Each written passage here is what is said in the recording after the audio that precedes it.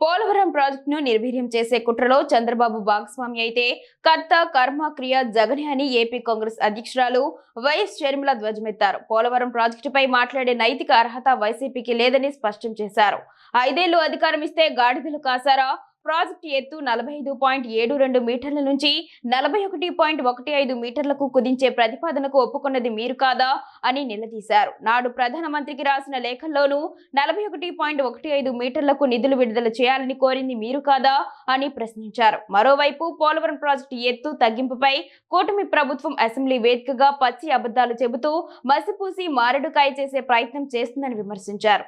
41.15 మీటర్ల ఎత్తు 30,436 కోట్ల రూపాయల బడ్జెట్ అంచనాలకు కేంద్రం ఆమోద ముద్ర వేస్తే 45.72 మీటర్ల ఎత్తుతో ప్రాజెక్టు కడతామని అసెంబ్లీ వేదికగా కూటమి ప్రభుత్వం చెబుతున్నవి అవాస్తవాలు కాదా అని షర్మిల ప్రశ్నించారు. ఎత్తు తగ్గింపు విషయం అవాస్తవమైతే దానిపై కేంద్రంతో ప్రకటన చేయించాలని డిమాండ్ చేశారు.